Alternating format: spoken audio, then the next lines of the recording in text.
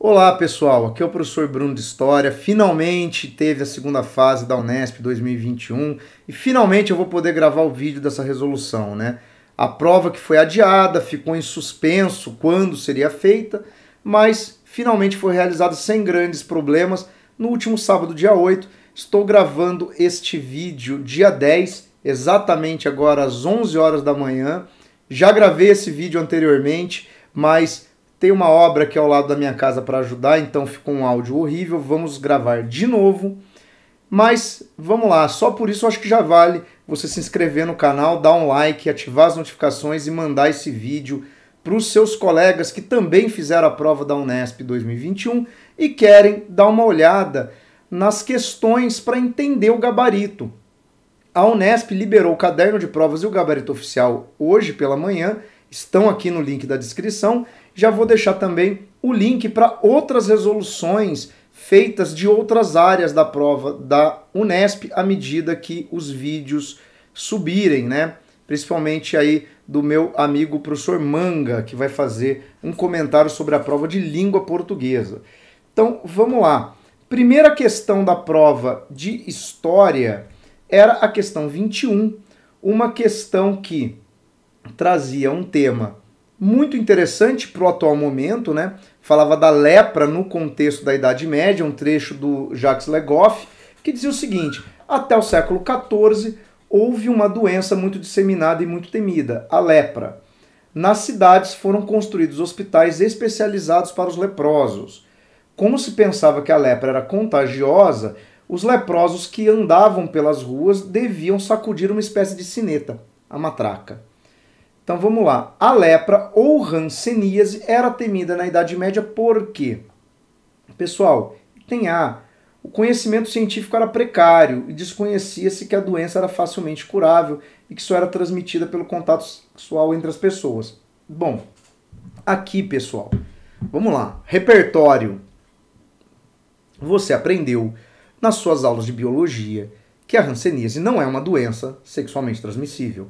Logo, o item A está errado. Além disso, tudo bem, o conhecimento científico da época era precário, mas a hanseníase não era facilmente curável naquele contexto. Então, essa ideia de, é fácil de curar. Depois que eu tenho a tecnologia, sim, mas na Idade Média não havia esse conhecimento. Então, o item A totalmente descartado. B, a única cura conhecida da doença dependia de poções e ungüentos mágicos, mas a Igreja Católica impedia a divulgação desses rituais de feitiçaria. Aí é que tá, não havia cura conhecida para a hanseníase. Por isso que era uma doença tão assustadora, inclusive. Então, item B também errado. C, representava, além do risco do sofrimento e da morte, que a evolução dela acabava, né, se tornando letal, a existência de preconceitos sociais e a crença de que a doença era uma manifestação da vontade e do castigo divino. Pessoal, vamos lá, preconceitos sociais. Os doentes eram excluídos da vida social, eles eram colocados em leprosários, né? Eles tinham que andar pelas ruas dos vilarejos com sinetas no pescoço. Para quê? Para que as pessoas saudáveis se afastassem deles. Então era uma doença que tinha um estigma social grande. Tanto que é possível associar essa restrição que se tinha aos leprosos com a situação, por exemplo, vivenciada pelos infectados pelo HIV no início dos anos 80, né? Em que a sociedade tinha muito medo da doença, criou-se um estigma social, né, de que você não poderia chegar perto dessas pessoas, e a questão de que a doença era também uma forma de castigo divino. Por quê? Assim como o HIV foi muito associado a determinadas pessoas, principalmente os homossexuais, e muita gente considerava a doença uma espécie de castigo pela imoralidade desses indivíduos, o que é um absurdo, né, de preconceitos. Você tinha isso também na Idade Média, de que as pessoas que eram acometidas pela hanseníase tinham na doença uma espécie de castigo por determinadas práticas consideradas imorais. Então, além da doença, havia um estigma social e um julgamento moral sobre o que levou essas pessoas a contrair a doença. Então, é por isso que aqui é a alternativa C, a alternativa correta. Mas vamos ver as outras. D. Foi mais devastadora do que a peste negra. Não, a peste negra matou muita gente, né? Que era disseminada pelas pulgas dos ratos e que atingia principalmente moradores das áreas rurais. Só que a peste negra era mais forte nas áreas urbanas devido à concentração de pessoas, né? Então, tá errado isso aqui também. E a E era frequentemente confundida com a disenteria originária da América, que provocou milhões de mortes nas áreas centrais e orientais da Europa entre a Idade Média e a Idade Moderna. Bom, de novo, conhecimento biológico, né? Os sintomas da disenteria e da hanseníase não são semelhantes. 2. A disenteria não causou milhões de mortes, não sei se ela é originária da América ou não, mas o contexto ali está todo confuso, né? Porque uma doença originária da América só poderia ter chegado à Europa no século XV. 1492 é quando Colombo chega à América. E 1492 não é mais Idade Média, então eu não poderia dizer que uma doença originária da América causou problemas na Idade Média Europeia. De novo, é anacronismo isso. Então, aqui na questão 21 é a C, que é justamente essa associação entre doenças, né, e fatores ali morais. A questão 22 e 23 usa o mesmo par de textos, né? Texto 1. Nenhum documento permite afirmar que Pedro Álvares Cabral partira de Lisboa com o propósito de descobrir novas terras. A intencionalidade da descoberta não encontra fundamento em nenhuma das testemunhas, seja Pero Vaz Caminha, Mestre João ou piloto anônimo. A armada partiu com destino à Índia e foi só isso. Então, aqui no texto ele menciona os 3 únicos relatos que nós temos sobre o descobrimento do Brasil, né? As cartas do Mestre João Faras, do piloto anônimo, né? Nós não sabemos o autor, então ganhou essa alcunha, e a do Pero Vaz Caminha, que inclusive agora é leitura obrigatória para o vestibular Unicamp. Então, se inscreve aí também no canal, porque uma das próximas publicações aqui do canal vai ser uma aula sobre a carta do Pero Vaz Caminha e de que forma ela pode servir de suporte para questões da área de história, né? Mas vamos lá, o texto 1 diz que em nenhum desses documentos é possível perceber que a viagem do Cabral tinha uma intencionalidade de descobrir o Brasil, ou seja, não dá para, a partir desses documentos, dizer, olha, o Cabral saiu de Lisboa com o claro objetivo de tomar posse de terras que os portugueses já conheciam. É isso que ele quer dizer aqui. Texto 2. Quando Pedro Álvares Cabral e seus homens chegaram à costa da atual Bahia, em 1500, não havia, obviamente, nem Brasil nem brasileiros. Pode ser, como quem querem muitos historiadores, que outros tenham andado por ali antes. Pode ser. Tá? Existe, por exemplo, a teoria do Duarte Pacheco ter chegado ao Brasil 2 anos antes, tá? Que inclusive caiu no ano em que eu prestei vestibular na Unicamp, né? O vestibular em 99. Mas, assim, não existe nenhum documento que comprove isso. Mas disso não ficou registro consistente.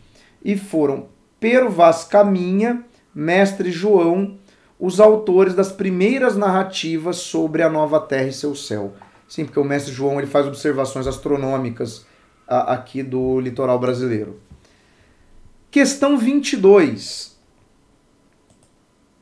né, que é a primeira aí a usar o texto.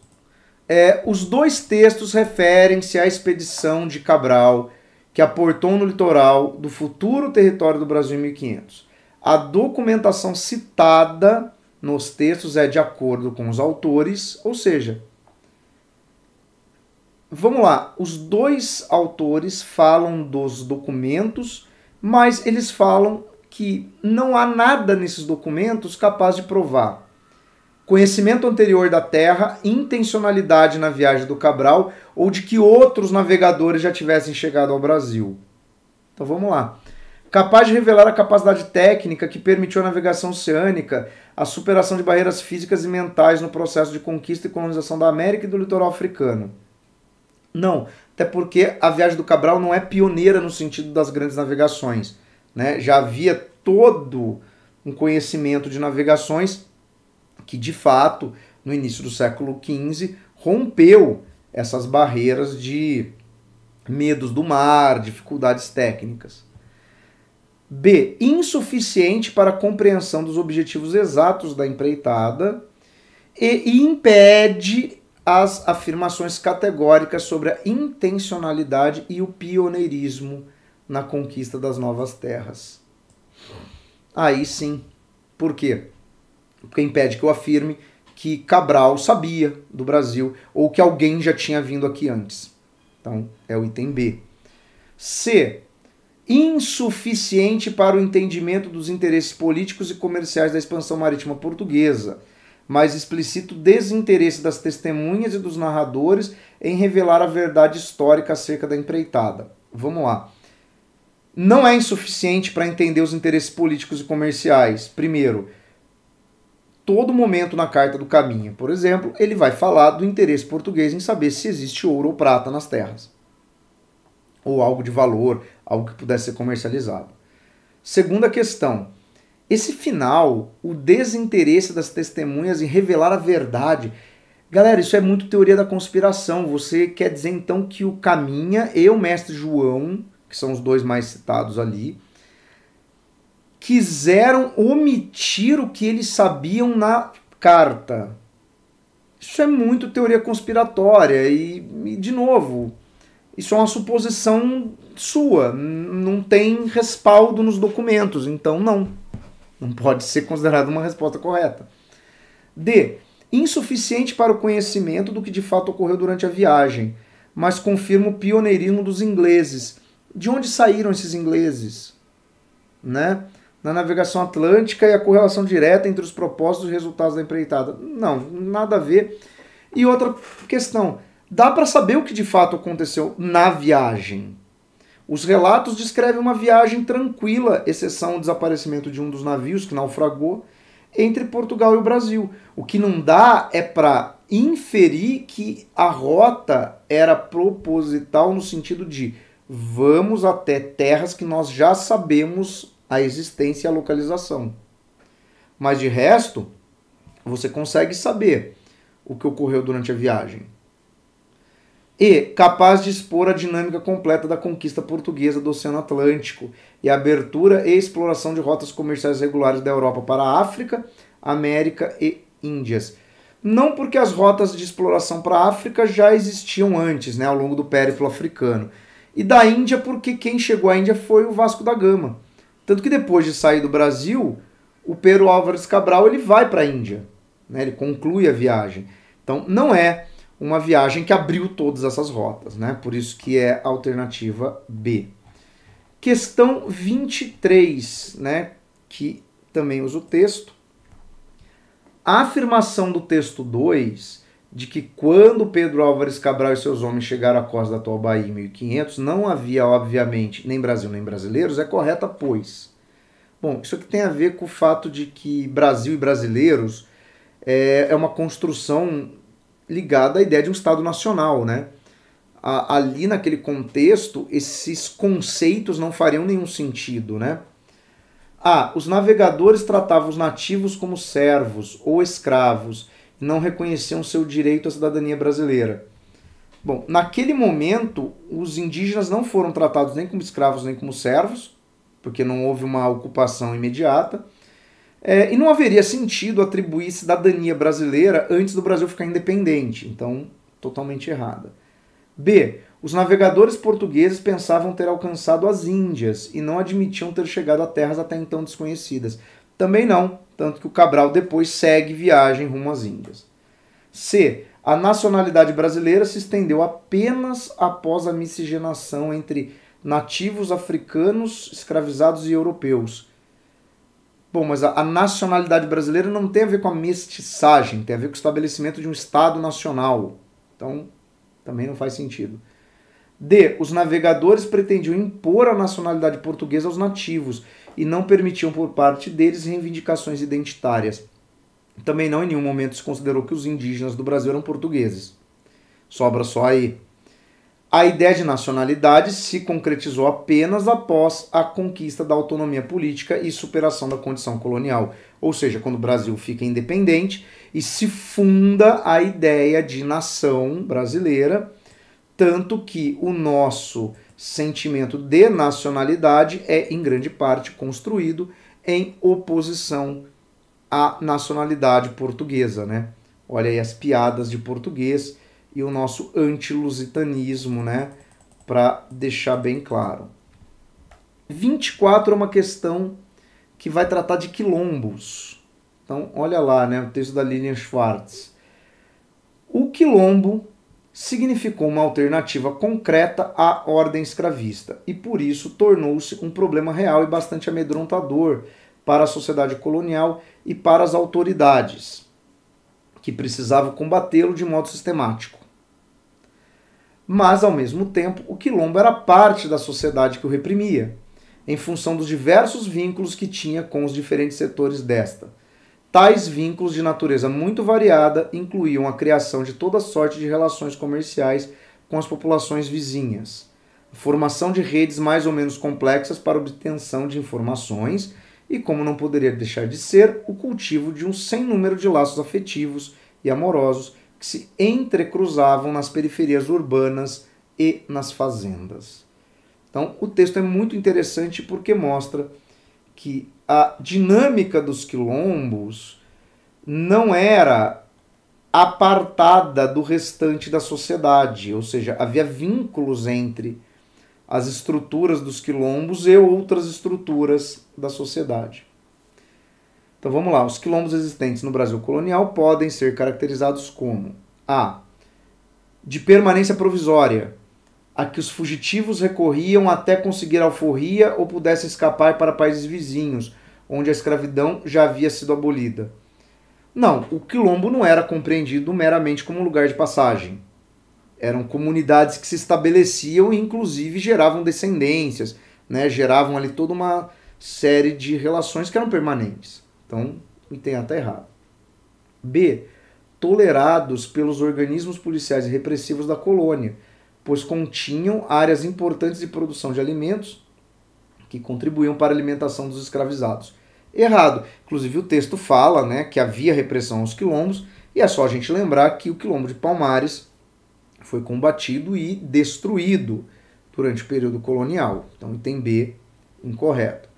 C. Articulados à ordem estabelecida da sociedade colonial, pois resultavam da lógica do escravismo, e ao mesmo tempo mantinham conexões regulares com comunidades e cidades próximas. Basicamente, reescreveu o argumento do texto. Por isso, o item C, nós vamos marcar aqui resposta correta.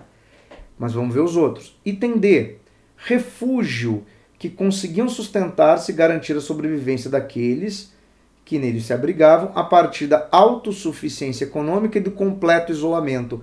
Mas o completo isolamento quebra essa articulação que o texto aponta entre o quilombo e outras comunidades. Então, o item D está errado.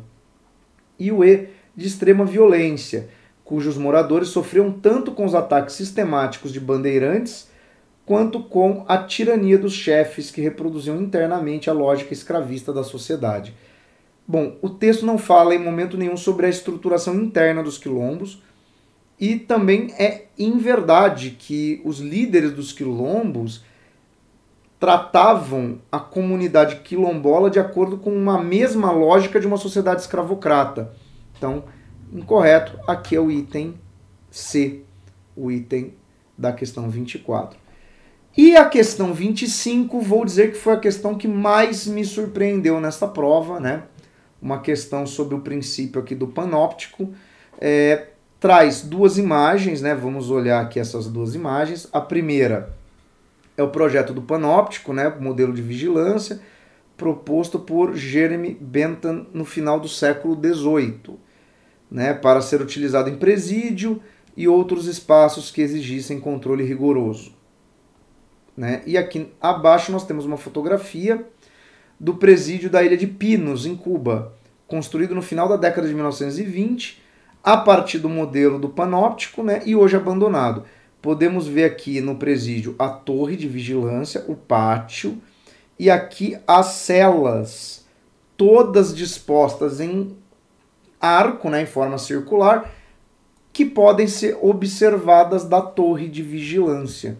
Então, é a tradução do modelo do panóptico. E aqui nós temos um texto do Foucault, né, da microfísica do poder, em que ele vai dizer o seguinte: o princípio é, na periferia, uma construção em anel, no centro uma torre. Esta possui grandes janelas que se abrem para a parte interior do anel. A construção periférica é dividida em celas, cada uma ocupando toda a largura da construção. Estas celas têm duas janelas, uma abrindo-se para o interior, correspondendo às janelas da torre, ou seja, a cela é visível a partir da torre porque há uma abertura na cela, tem uma janela. Ou, no caso de uma cela, pode ser a própria porta de grades, né? É isso que ele quer dizer. Outra dando para o exterior. Então, na parede que limita com o exterior também entra a luz. Permite que a luz atravesse a cela de um lado para o outro. Basta então colocar um vigia na torre central e, em cada cela, trancafiar um louco, um doente, um condenado, um operário ou um estudante. Repare que o modelo do panóptico ele não é só para instituições prisionais. Ele também vai ser usado como sistema de controle sobre o trabalhador, e a escola é pensada no modelo do panóptico, né? Devido ao efeito de contraluz, pode-se perceber da torre, recortando-se na luminosidade, as pequenas silhuetas prisioneiras nas celas da periferia. Em suma, inverte-se o princípio da masmorra, a luz e o olhar de um vigia captam melhor que o escuro, que no fundo protegia. Por quê? Porque a ideia de prisão até então era aquela ideia da masmorra medieval, onde você trancafiava indivíduos em ambientes escuros, né, muitas vezes subterrâneos, aonde eles viviam na completa escuridão. Mas aí a percepção é qual? A escuridão me impede de exercer a vigilância porque eu não vejo o preso, eu não vejo aquele que eu devo controlar. Então a ideia do panóptico inverte essa ideia de luz e sombras, né? Segunda parte do texto. As mudanças econômicas do século XVIII tornaram necessário fazer circular os efeitos do poder por canais cada vez mais sutis, chegando até os próprios indivíduos, seus corpos, seus gestos, cada um dos seus desempenhos cotidianos. Que o poder, mesmo tendo uma multiplicidade de homens a gerir, seja tão eficaz quanto se ele se exercesse sobre um só.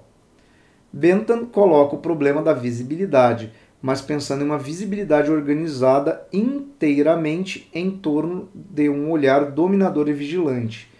Ele faz funcionar o projeto de uma visibilidade universal, que agiria em proveito de um poder rigoroso e meticuloso. Então vamos lá, né? Ele vai falar do projeto do panóptico. E aqui, só para puxar uma referência, galera, o panóptico é o que vai inspirar, por exemplo, num exagero, aquela visão do controle total que o George Orwell expõe na obra 1984, né, em que os indivíduos são monitorados o tempo todo, né, por câmeras, por supervisores, né, por pessoas de fato que os observam, e que isso cria uma sociedade em que o indivíduo é completamente controlado, né, ele é completamente prisioneiro, né, a todo momento. Então vamos lá. A lógica do individualismo e da racionalidade difundidos no iluminismo. E hoje manifesta-se indiretamente no uso sistemático de câmeras de segurança para a vigilância do cotidiano. Então, primeira parte. Século XVIII, isso acontece. Século XVIII é o século do iluminismo, do pensamento liberal burguês, ou seja, do individualismo e da racionalidade.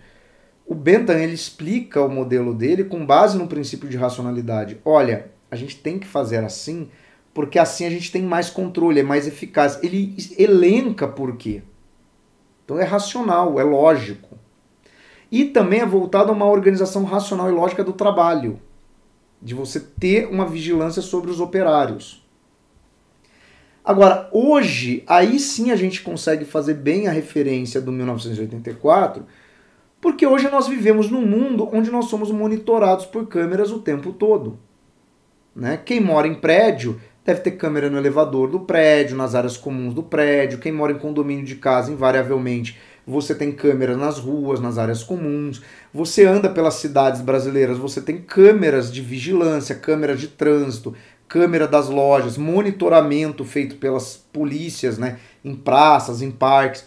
Ou seja, nós somos vigiados o tempo todo. Só que hoje eu não preciso mais da torre do panóptico. A câmera permite que mesmo dentro de espaços que não foram construídos nesse modelo, cuja arquitetura não permitiria o panóptico, eu consigo ter o panóptico que eu coloco uma câmera. Então, o item A faz uma relação bem interessante de como o panóptico surge e como ele se reflete hoje. Mas vamos olhar as outras. B. Defesa do igualitarismo social proposta pelos formuladores das doutrinas socialistas. E hoje manifesta-se nos projetos arquitetônicos de prisões e quartéis desenvolvidos nos países comunistas. Bom, esse item B, ele tenta fazer algum tipo de vínculo com a foto do presídio da Ilha de Pinos, em Cuba. Ah, Cuba, olá, Cuba comunista, usa esse modelo.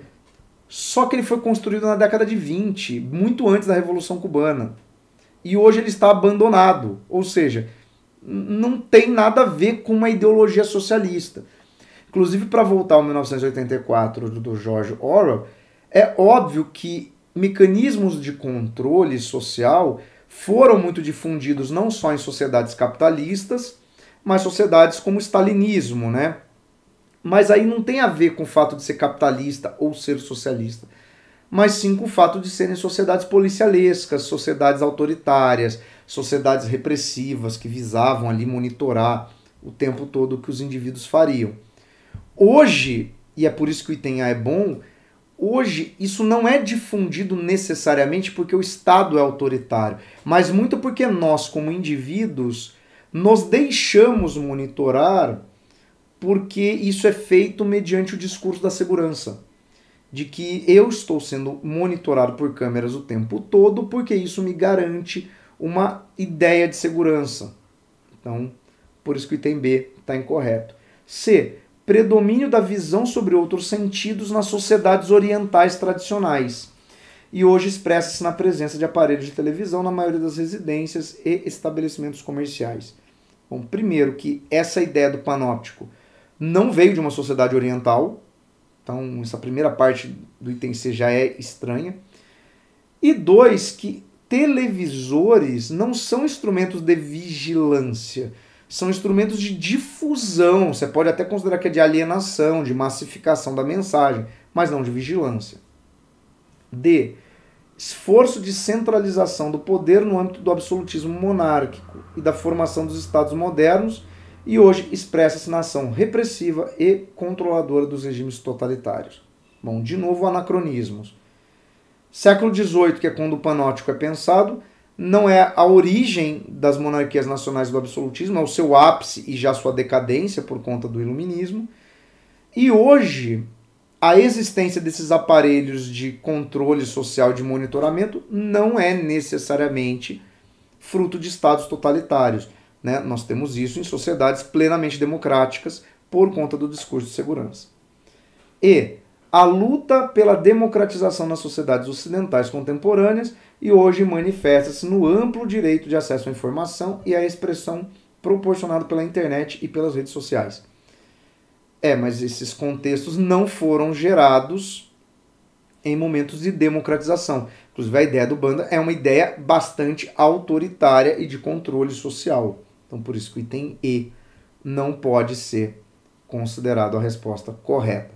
Mas eu gostei bastante dessa questão, inclusive pela atualidade, né, desse discurso relacionado aí a segurança, câmeras, né, invasão de privacidade, essa retomada que a gente tem, inclusive, da temática do 1984, né?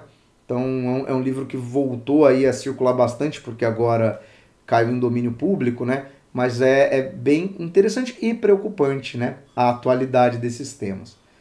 Pessoal, questão 26. Revoluções inglesas do século XVII são consideradas por alguns historiadores as primeiras revoluções burguesas, pois. Bom, vamos lá. Não tem texto aqui. Revolução Puritana, década de 1640, e Revolução Gloriosa, 1688. Ou seja, são revoluções que antecipam a Revolução Francesa em um século, se a gente for pensar a Gloriosa, mais de um século se a gente for pensar a Puritana. Pois, o que acontece nessas revoluções? Na Revolução Puritana, você acaba com a monarquia absolutista, implanta uma república puritana, né, do Oliver Cromwell. Depois você tem a restauração da monarquia inglesa e a Revolução Gloriosa funda o modelo de monarquia parlamentarista que prossegue com alterações até hoje na Inglaterra. Então vamos lá. A. Suprimiram a interferência política da nobreza e separaram Estado e Igreja. Não porque a Inglaterra é uma monarquia até hoje. Então já está errada a primeira parte. E também porque na Inglaterra a rainha hoje, Elizabeth, ou o rei, né, quando há rei, é chefe da igreja anglicana. Então está tudo errado no item A. B. Ampliaram o espaço de atuação política e comercial dos comerciantes britânicos. Ficou redundante aqui, né, para não falar burguês britânico. Mas você pode pensar que sim, por quê? Com o fim do absolutismo, né, pensando que é uma revolução burguesa, o que caracteriza uma revolução burguesa é a ascensão política dos grupos mercantis, dos grupos burgueses, que historicamente vão dominar, né, os assentos no parlamento britânico, né? Então aqui é a alternativa B. Mas vamos ver as outras. C. Eliminar o sistema monárquico e implementar uma estrutura republicana. Não porque no seu conjunto as revoluções inglesas geraram a monarquia parlamentarista. Então, errado. A C estaria até correta se você falasse exclusivamente da Revolução Puritana, mas aí também a gente tem que pensar que essa estrutura republicana que surgiu na Inglaterra, ela durou pouquíssimo tempo e ela tem várias questões complicadas, tá? Porque foi um regime bem autoritário, seria uma república ditatorial, né? D. Proporcionar o surgimento de legislação trabalhista para a cidade e o campo. Não, a legislação trabalhista na Inglaterra ela aparece no século XIX, é bem posterior, não é fruto direto, então demorou. E aí, impediram a expansão do Estado democrático e participação política direta. Esse item E aqui é complicado, mas é o seguinte, primeiro, naquele contexto não se pensava em um Estado democrático. Então não foram essas revoluções que impediram. Segundo argumento, se a gente considerar que a Inglaterra hoje é um regime democrático, né, para a eleição ali do parlamento e tal, você tem que pensar que a atual democracia inglesa é uma evolução, é um desdobramento do modelo iniciado na Revolução Inglesa. Então, isso impediria você assinalar o item E. Então, na 26 é a alternativa B.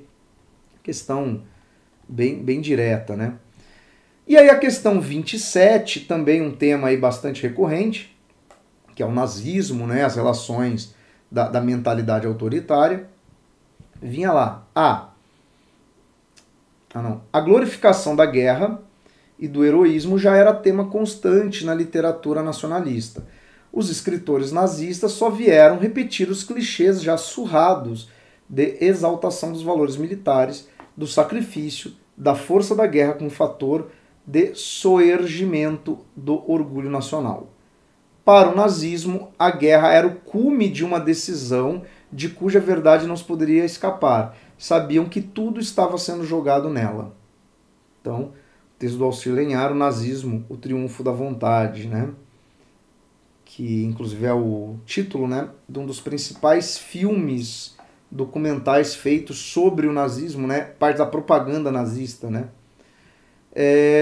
No contexto histórico descrito, vamos lá. A. Os nazistas acreditavam que a guerra era o cume de uma decisão de cuja verdade não se poderia escapar. Bom, repete aqui um trecho do texto. Pois defendiam nos seus textos teóricos que os humanos são, no estado de natureza, bons selvagens. Bom, aí você teria que partir do princípio de que o nazismo é derivado das teorias de Rousseau. Não é. O nazismo não é baseado na teoria do bom selvagem, o nazismo é baseado na ideia de uma guerra constante, de fundamentação inclusive biológica, para que se impere o mais forte. Então, o nazismo é muito fruto das teorias raciais do século XIX e não do pensamento de Jean-Jacques Rousseau. B. Os nazistas reproduziram a exaltação dos valores militares da literatura nacionalista, pois identificavam seus valores e princípios socialistas dos primeiros autores alemães do século XIX. Galera, esse item B, se você marcou, você zerou a questão. E esse item B aqui está para fazer uma pegadinha com aquela turma que insiste em dizer que o nazismo é, de alguma forma, uma manifestação de um pensamento socialista. Vamos lá, eu vou inclusive fazer um vídeo só sobre isso, mas vamos falar rapidinho.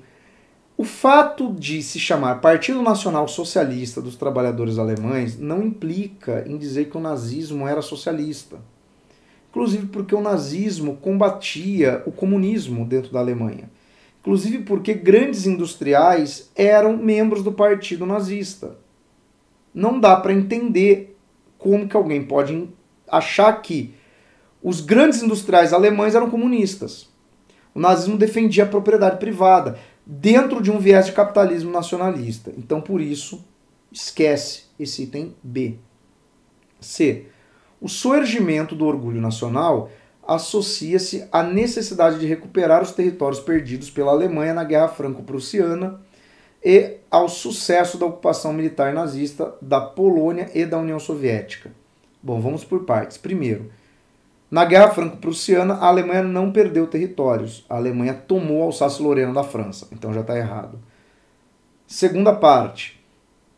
Os alemães de fato ocupam a Polônia durante a Segunda Guerra Mundial e invadem a Rússia. Mas tanto a ocupação da Polônia como a invasão à União Soviética são atos realizados pelo governo nazista. Então, é estranho, né? Como é que o nazismo pode se basear em algo que ele fez posteriormente? Tá tudo fora de ordem aqui, né? Não faz sentido. D. A glorificação da guerra relaciona-se ao enaltecimento das campanhas militares dos alemães na história e a sustentação, pela ideologia nazista, da centralidade do conflito como hierarquizador de pessoas e nações.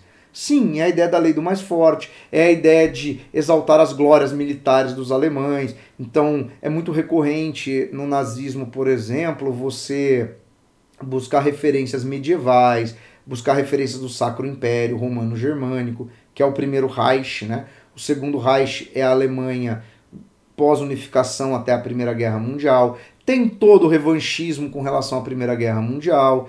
Então, o item D é correto, tá? E a glorificação do heroísmo relaciona-se à mitificação de ações de guerreiros individuais que atuam no campo de batalha, mesmo em condição de inferioridade numérica e de armamentos. Mas aí é que está o grande problema. O nazismo ele não se baseia numa visão de individualidade, ele se baseia numa visão de grupo, ele é tribal. Tá? É sempre a exaltação da Alemanha e não de um indivíduo. Tanto que o indivíduo está disposto ao sacrifício pessoal em nome do grupo. Tá? Então, é essa a questão aqui relativa à Alemanha nazista. E aí a questão 28, né, a última questão da parte de história, tem uma charge do Ziraldo, publicada em 68, né, na época do AI-5. Essa charge já apareceu em outros exames, Enem, vestibulares, tá? Se você procurar, você vai achar a questão com essa mesma charge. Está lá, aí o AI-5. Te cuida que a barra está pesando para as cobras. E aí o elefante fala, mas eu não sou cobra. Né? Ao que a outra cobra responde, prova para eles. Bom, vamos analisar essa charge independentemente da alternativa correta. Bom, essa charge fala o seguinte, olha, o regime militar está prendendo as cobras. Né? Que seria uma metáfora, né? Seria os inimigos dos sistemas comunistas, os subversivos, sei lá o que eles querem. E aí o elefante fala, mas eu não sou. E aí outra cobra fala, prova para eles. Porque aí é que está, em um estado repressivo, é sempre uma questão de narrativa. Se o sistema repressivo te vê como um inimigo, não adianta você partir para uma racionalidade, dizer, não, mas eu não sou, veja bem, porque ele vai te rotular como um inimigo do sistema. Isso vale para o nazismo, isso vale para a ditadura militar brasileira, isso vale para o stalinismo, isso vale para qualquer regime autoritário repressivo. Então vamos lá. O diálogo entre o elefante e as cobras, associado à decretação do ato institucional número 5, sugere a alienação de parte expressiva da sociedade ante o cenário político e a difusão de notícias falsas. Não mostra alienação porque os envolvidos no diálogo estão discutindo o AI-5. Então eles não são alienados. Alienado nesse sentido seria achar que nada está acontecendo, né? E também não está falando de fake news. Não é isso. B. A solidez das instituições políticas e republicanas e a disseminação do medo por traidores dos interesses nacionais. Mas aí que é o problema, né? Você teria que considerar ali, então, que as cobras estão com medo porque são traidores dos interesses nacionais. Sendo que a ditadura militar considerava inimigos as pessoas que defendiam, por exemplo, um Estado democrático de direito, que você não pode rotular como traidor dos interesses nacionais, a não ser que você seja um autoritário. Então, também incorreto. C. Contraste entre o esforço militar de corrigir os rumos do país e a desconfiança da sociedade civil. Então, o problema é que corrige que rumos do país? No que o AI-5 é propositivo? Ele é meramente um instrumento de aprofundamento da repressão, ele não propõe nada para o país. D. Poder dos grupos sociais e políticos fortes e consolidados e a incerteza entre os setores populares. Mas aí no item D você teria que ver as cobras como uma representação dos setores populares. Não é isso, não dá para fazer uma associação de classe social nessa charge, não dá para fazer isso. Então sobrava o item E, distanciamento entre a sociedade e o regime político. Aí faz sentido pensando que era um regime ditatorial, ou seja, ele independe das vontades da sociedade, ele é autojustificável, né? E a dissolução das garantias e direitos democráticos, que é o próprio cerne de um regime ditatorial, né? Ainda mais pensando no AI-5, que extinguiu várias garantias, né? Vários direitos, por exemplo, o habeas corpus, né? Uma série de questões que foram ali afetadas pelo AI-5. Bom, pessoal, essa foi a prova da Unesp 2021, espero que vocês tenham ido bem, né? Qualquer dúvida, marca aí nos comentários, né? Posta aí nos comentários e, além disso, se inscreve no canal, ativa as notificações, né? Quem está vendo esse vídeo, inclusive como preparação para vestibulares futuros, a partir da próxima semana eu vou começar uma série de vídeos sobre temas para os próximos vestibulares. Então, se inscreve, compartilha e até o próximo, pessoal. Tchau!